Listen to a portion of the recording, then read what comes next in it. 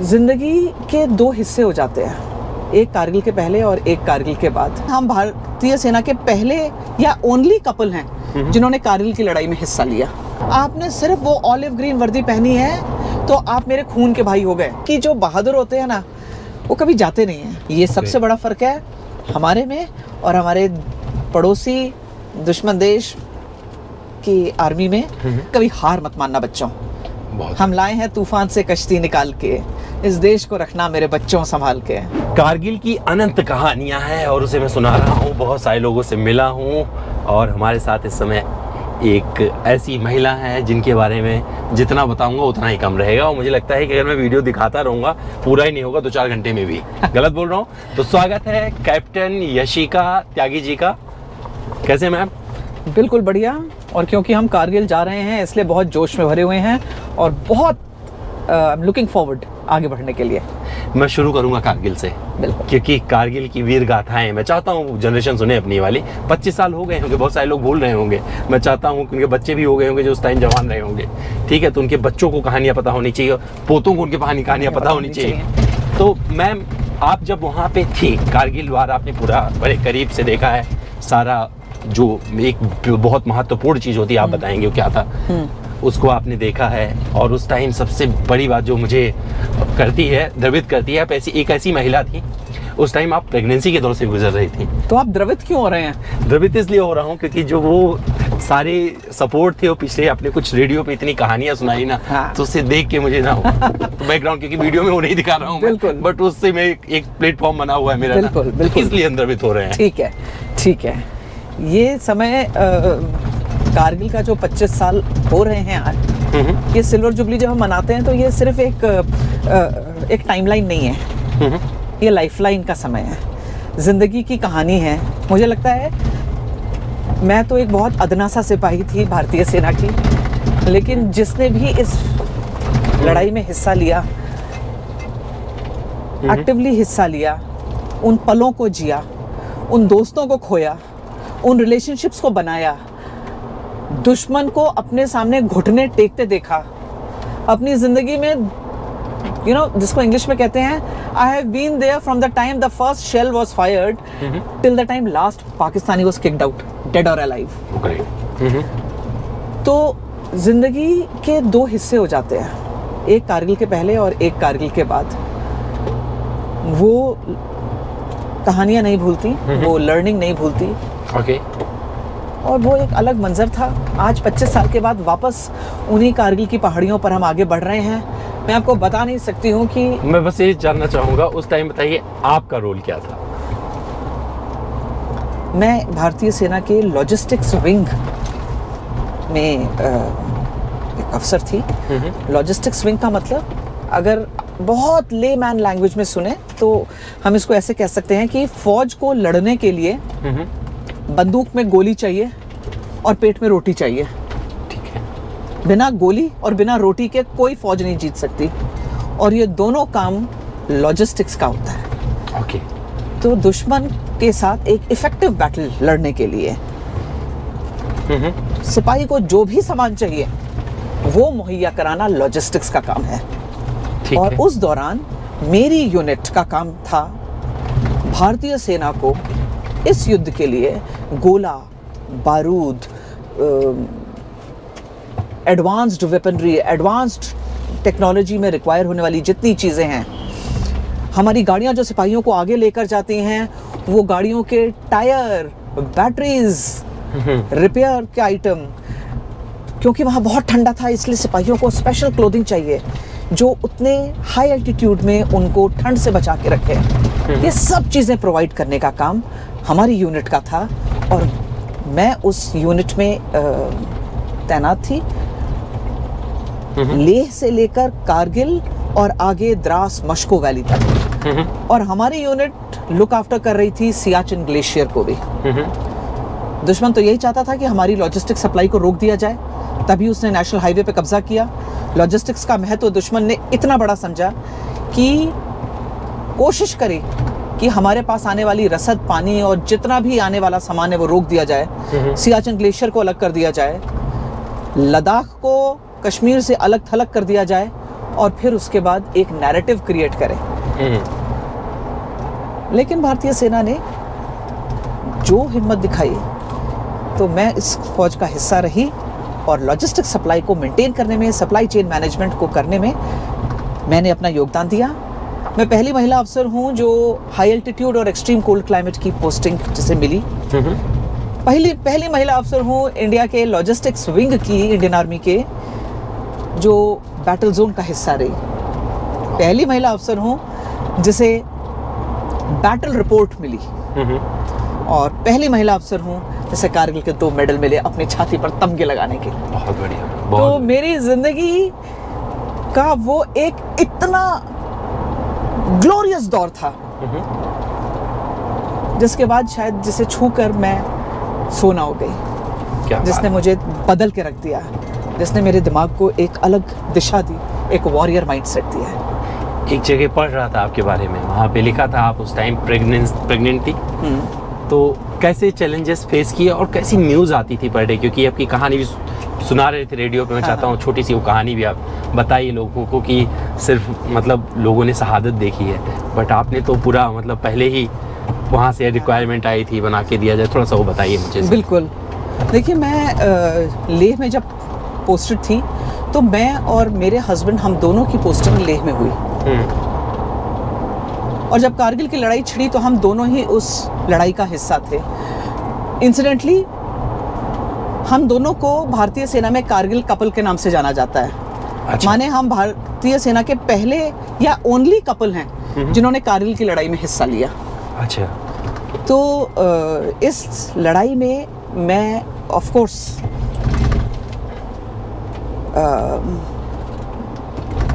रोज़ अपने ड्यूटी, अपना काम तो मैं कर रही हूँ, लेकिन उसके साथ मैं एक पत्नी भी थी, क्योंकि मेरे हस्बैंड की पोस्टिंग द्रास में थी। तो मेरा एक जो पत्नी का कंसर्न होता है कि मेरे सुहाग की रक्षा करना भगवान, क्योंकि रोज़ गोले बरस रहे हैं वहाँ। मेरे साथ मेरा 3 साल का बेटा था। मुझे ये भी चिंता थी कि अगर इसके दोनों माँ बाप नहीं रहे तो इस बच्चे का क्या होगा इस जंग में, अगर इसने दोनों माँ बाप खो दिए तो। और क्योंकि मैं प्रेग्नेंट थी और मेरे पेट में एक नन्ही सी जान पल रही थी, आप सच पूछें तो उसके बारे में सोचने का मेरे पास समय नहीं था। वो मैंने भगवान पे छोड़ दिया था कि ये तुम्हारा है भगवान, तुम ही संभालो। लेकिन जब आप एक वर्दी पहनते हो तो ना आप माँ रहते हो, ना पत्नी रहते हो, आप सिर्फ एक भारतीय सेना के सिपाही रहते हो। तो ऊपर वाला देखता है आपके क्या इंटेंशंस हैं। तो इस जंग के दौरान मेरी यूनिट की एक और रिस्पॉन्सिबिलिटी थी, और वो थी जो हमारे सैनिक शहीद हो रहे हैं उनके लिए जंग के जगह से, जहां उन्होंने शहादत दी, वहां से उन्हें लेकर आने के लिए जो कॉफिन्स हैं वो हमारी यूनिट को बनाने थे। ये अपने में एक बड़ा ही, एक सैनिक होने के नाते अपने भाइयों के लिए कॉफिन्स बनाना बहुत हृदय विदारक है, लेकिन उसके साथ ये एक हमारी रिस्पॉन्सिबिलिटी भी है कि हम उनको एक रिस्पेक्टेबल तरीके से लेकर आए। तो हुआ यूँ कि बहुत ज़्यादा उस समय कैजुअल्टीज़ हमारी बढ़ रही थी, और युद्ध के शुरुआती दौर में कैजुअल्टीज़ काफ़ी हो रही थी।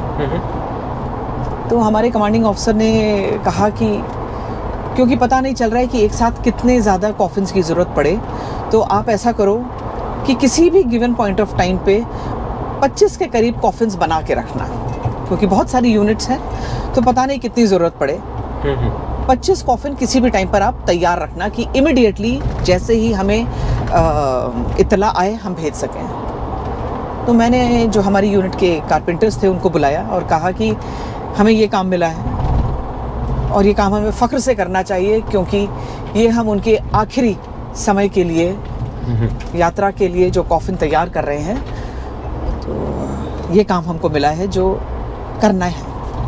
तो हमारे जो कारपेंटर्स थे, जो ग्रुप ऑफ कारपेंटर्स था, उन्होंने कहा मैडम ये काम हम करेंगे, चाहे हम आंसू पोंछ के करें, ये काम हम ही करेंगे, लेकिन आपसे सिर्फ एक रिक्वेस्ट है मैडम, हमें पहले से कॉफिन बना के रखने को मत कहिएगा।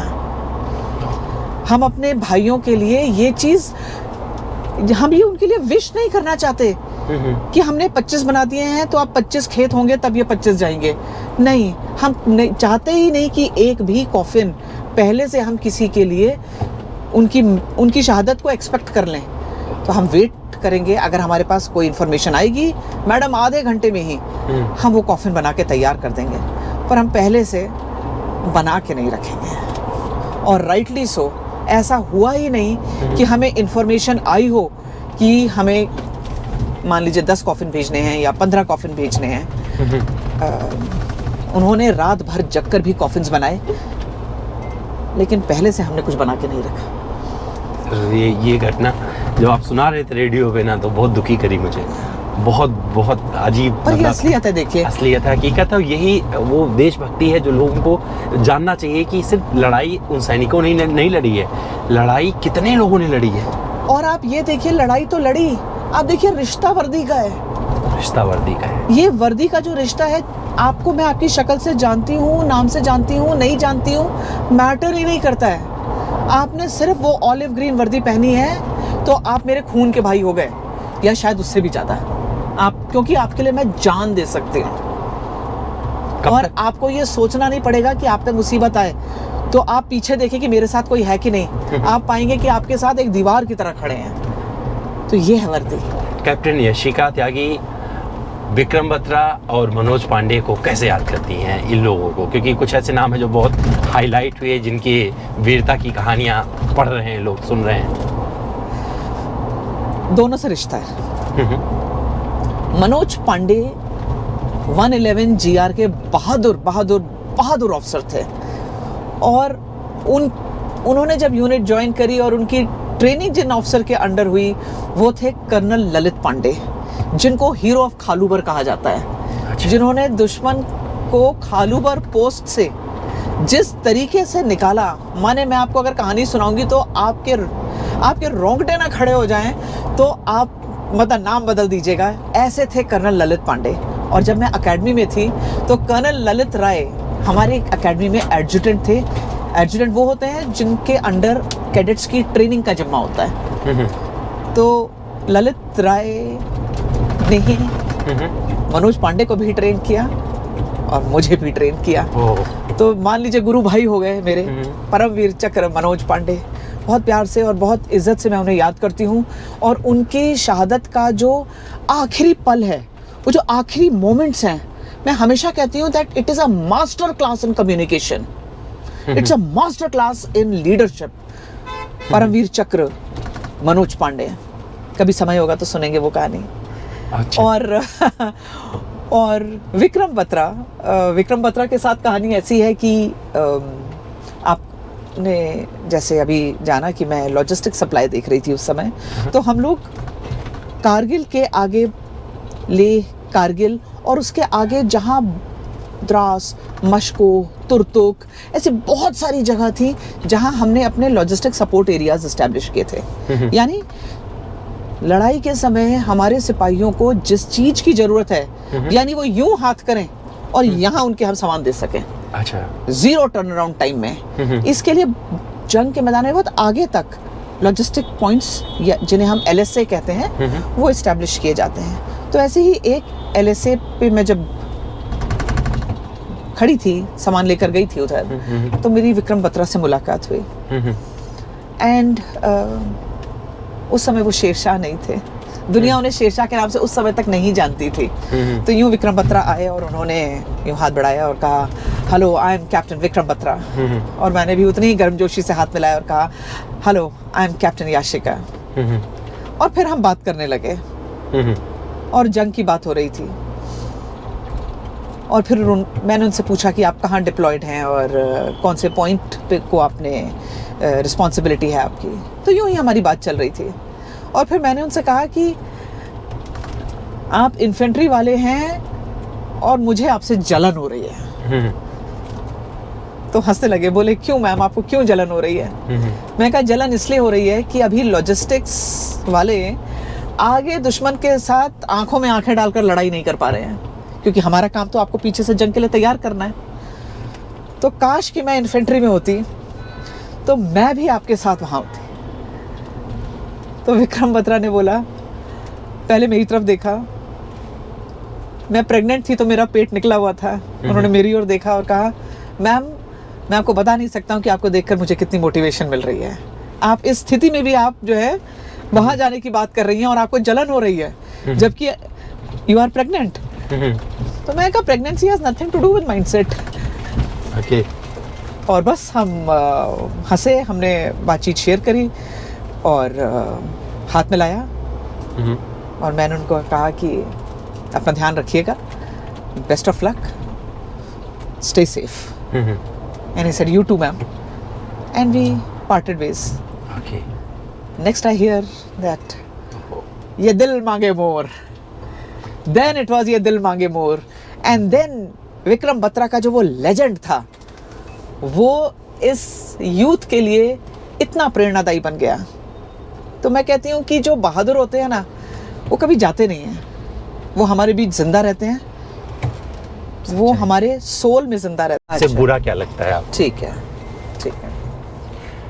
मैम मुझे एक सवाल और करना है। इतने साल आप रहे वहाँ पे, इतना सब कुछ सर्व किया, इतनी सारी चीज़ें देखी और कारगिल वॉर वेटरन कहलाते हो, प्राउड होता है।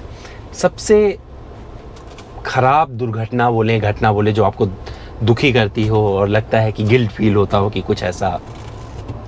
खराब तो देखिए, जंग में सिपाही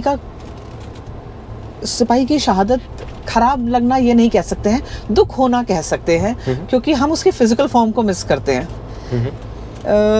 कारगिल की यदि पूरी बात करूं तो एक इंसिडेंट ऐसा है जो शायद अभी भी मैं उसके थॉट से उबर नहीं पाई हूं, और आज भी मुझे लगता है कि शायद हमने कुछ और किया होता उस इंसान के लिए, उस आत्मा के लिए, और वो है कैप्टन सौरव कालिया।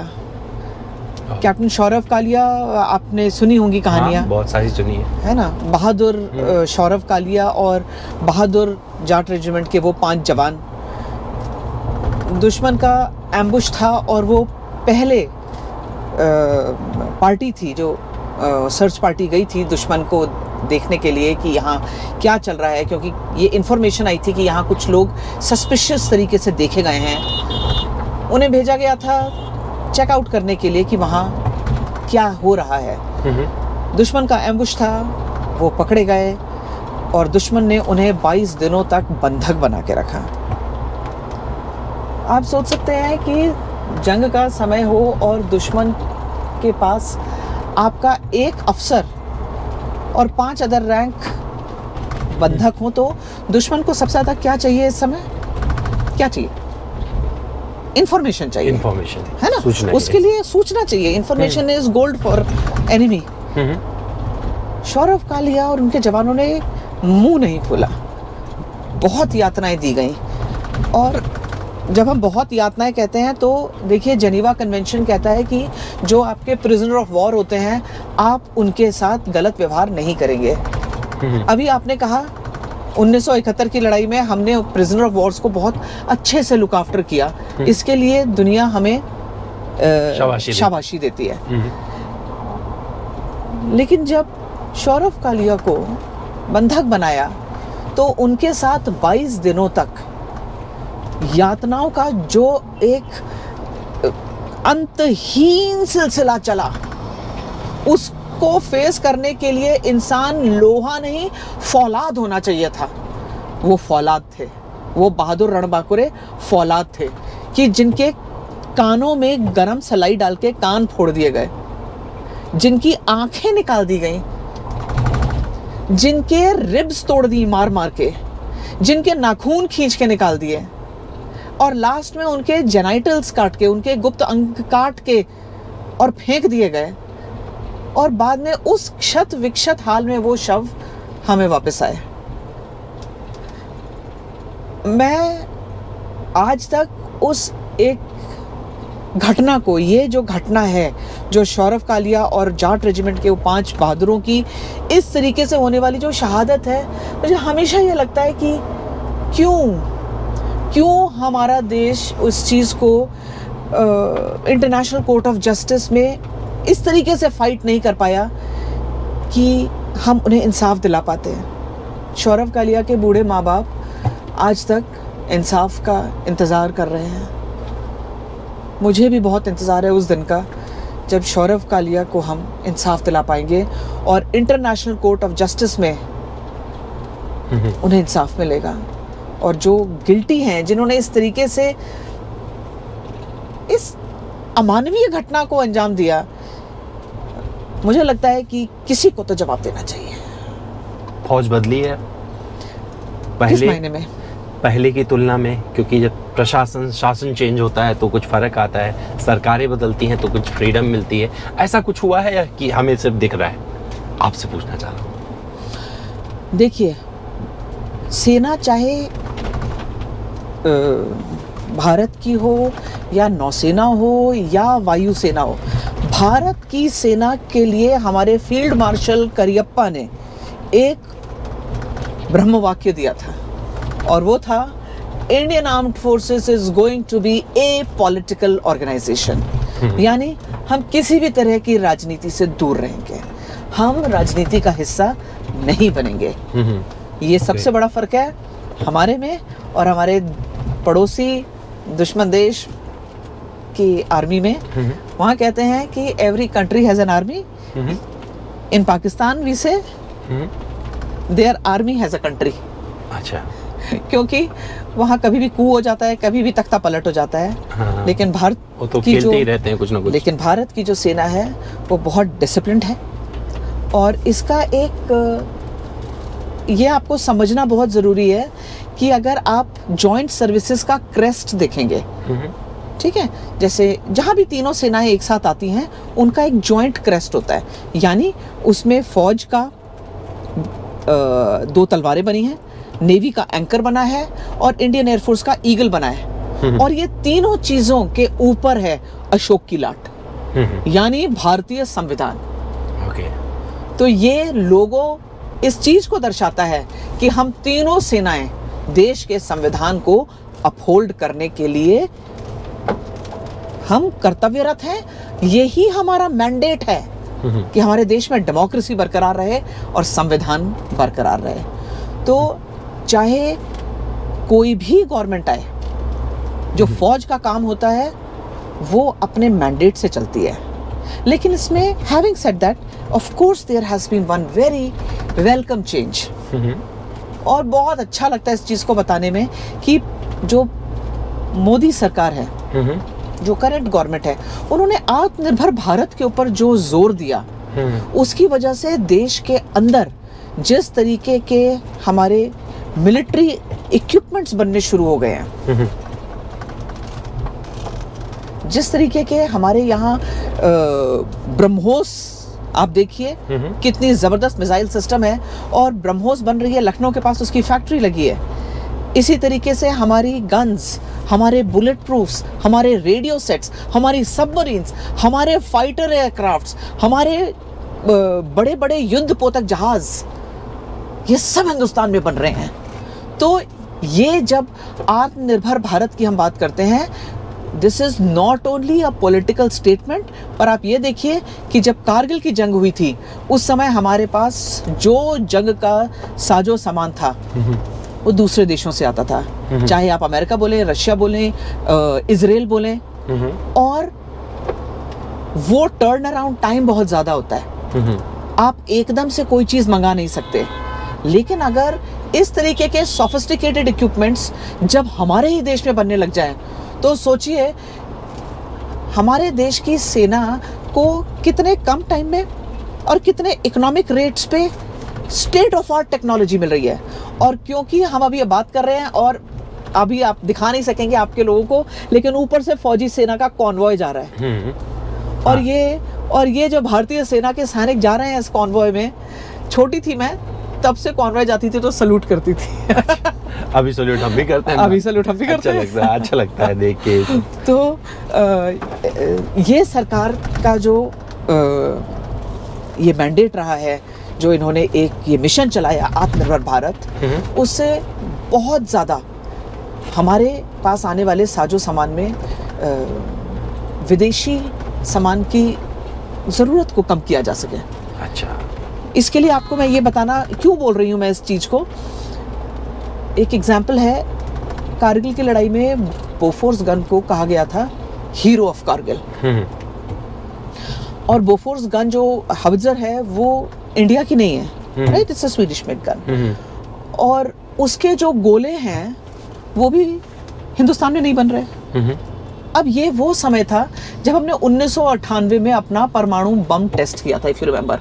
पोखरण में हमने 5 बॉम्ब्स की एक सीरीज को टेस्ट किया था, और उसके 15 दिन बाद ही पाकिस्तान ने भी टेस्ट कर लिया था। लेकिन जब ये परमाणु बम टेस्ट किए गए तो फर्स्ट वर्ल्ड कंट्रीज ने हमारे ऊपर कई तरीके के सैंक्शंस लगा दिए। अच्छा। और उसी समय की बात है, ऑपरेशन विजय शुरू हुआ, और बोफोर्स जैसी गन का एम्यूनिशन जो हीरो ऑफ कारगिल थी, जो हर 3 मिनट में एक गोला दाग रही थी, इतने भारी मात्रा में जब गोला बारूद हमें चाहिए था, तो उसी समय से लगा कि ये जो रिक्वायरमेंट है, इसके लिए हम दूसरे देशों पे हमेशा के लिए डिपेंडेंट नहीं रह सकते। और आज आप देखिए, इंडिया ना तो खुद अपने लिए बना रहा है, बल्कि हम दूसरे देशों के लिए भी इन गोला बारूद को मुहैया करा रहे हैं। So from a buyer's military we have now turn to producer's military. बहुत बढ़िया। तो तो चीजें ये एक बहुत बड़ी बात है, बिल्कुल और मजबूती मिली है, मजबूती मिल रही है, हमारी सेना को मजबूती मिल रही है। और ये मजबूती कोविड ने हमें सिखाया, दूसरे पे डिपेंडेंट नहीं रहना है ना। हर चीज के लिए हम खुद पे रिलायंट रहेंगे तो हम जी जाएंगे। और ये वही तरीका है, दूसरा देश हमें कोई अब आर्म ट्विस्ट नहीं कर सकता। वी आर अ फोर्स, और हम एक बहुत मजबूत और शक्तिशाली फौज के तौर पे उभर के आ रहे हैं। कैप्टन यशिका त्यागी अब क्या करती हैं? कैप्टन यशिका हटवाल त्यागी अब अपने जीवन के इन एक्सपीरियंसेस को दुनिया तक लेके जाती हैं, क्योंकि मुझे ऐसा लगता है कि यदि हमने अपने जीवन में कुछ सीखा है, हमने कुछ एक माइंडसेट बनाया है, अगर हमने उस चीज को खून पसीने से एक सीख ली है, तो उसे अपने तक रखने का अधिकार हमें है ही नहीं। हमें उसे अपनी दूसरी जनरेशन्स तक लेके जाना चाहिए, सिविलियन पॉपुलेशन तक लेके जाना चाहिए। तो मैं आज के तारीख में एक मिलिट्री इंस्पायर्ड लीडरशिप कोच हूँ। मैं कॉरपोरेट्स को ट्रेन करती हूँ कि वो अपने कॉरपोरेट वॉर जोन में कैसे जिएं और कैसे कंपटीशन में आगे रहें, कैसे अपने माइंडसेट को हमेशा मजबूत रखें। मैं स्कूल्स और कॉलेजेस में जाकर बोलती हूँ, जिससे मैं जनरेशन्स को बता सकूँ, यूथ को बता सकूँ कि कभी हार मत मानना बच्चों। हम लाए हैं तूफान से कश्ती निकाल के, इस देश को रखना मेरे बच्चों संभाल के। बहुत बढ़िया। मैं डिफेंस एनालिस्ट हूँ, मैं बहुत न्यूज़ चैनल्स पे आती हूँ और अपने तरीके से अपनी असेसमेंट से देश में डिफेंस में क्या चल रहा है उसके ऊपर मैं बातचीत भी करती हूँ। और मेरा एक यूट्यूब चैनल है जिसका नाम है शौर्य टेल्स। इसमें मैं डेयरडेविल मिलिट्री ऑपरेशंस और फौजी बहादुरों की कहानियाँ सुनाती हूँ, जिससे आने वाली जनरेशन्स कभी इन्हें ना भूलें। आप क्या संदेश देना चाहेंगे युवाओं को, खास करके उनको जिनको लगता है कि मिलिट्री वाला सपना नहीं पूरा हुआ? देखिए, ये तो बिल्कुल मानी हुई बात है कि हर बच्चा या हमारे देश का ज़्यादातर यूथ जो है वो फौजी वर्दी पहनना चाहता है। लेकिन फ़ौज की भी एक लिमिटेशन है कि वो सबको तो फ़ौज में नहीं ले सकते, है ना। तो यदि आपका ये सपना था और पूरा नहीं हो पाया, तो मैं आपको ये कहूँगी कि आप जहाँ हैं आप वहीं फ़ौजी बन के दिखाइए, क्योंकि फ़ौजी एक वर्दी नहीं है। देखिए, मैं रिटायर हो गई हूँ, मैंने फ़ौजी वर्दी नहीं पहनी है, तो क्या मैं कम फ़ौजी हूँ? फौजी होना एक माइंडसेट है, फौजी होना एक एटीट्यूड है। जब एक इंसान कहता है मैं हार नहीं मानूंगा, यदि मेरे पास कठिनाई आई तो मेरे पास क्या ऑप्शंस हैं, मैं आगे कैसे बढ़ूं, मैं एक अच्छा सिटीजन कैसे बनूं। आप कहीं सड़क पे जा रहे हैं, एक्सीडेंट होते हुए देखें, कई लोग होते हैं जो उस घटना का वीडियो बनाने लगते हैं, और कई लोग होते हैं जो आगे बढ़कर उस घायल आदमी को हॉस्पिटल ले जाते हैं और उसके परिवार वालों को इन्फॉर्म करते हैं। तो ये है फौजी होना। एक पैसेंजर होने में और एक ड्राइवर होने में फ़र्क है। तो आप ज़िंदगी को अपने हाथों में लीजिए। जब आप अपनी ज़िंदगी की गाड़ी खुद अपने तरीके से चलाएंगे, मजबूत इरादों के साथ, अच्छी सोच के साथ, देश की प्रोग्रेस में आप जहाँ हैं वहीं देश की प्रोग्रेस की बात करिए, तो आप एक फौजी हैं। तो आप एक फौजी हैं, और ये बता दिया है मैम ने। और कैप्टन यशिका त्यागी के इन्हीं शब्दों से वारी को विराम देंगे, क्योंकि मुझे कुछ बोलने की जरूरत नहीं है, बहुत कुछ बोल दिया मैम ने। Thank you so much ma'am. जय हिंद। जय हिंद की सेना। जय हिंद की सेना। और फिर आप बोलूँगा अपनी वो लाइन, जो भरा नहीं है भावों से, जिसमें बहती रसधार नहीं, वो हृदय नहीं, वो पत्थर है जिसमें स्वदेश का प्यार प्यार नहीं। Thank you ma'am. Thank you very much.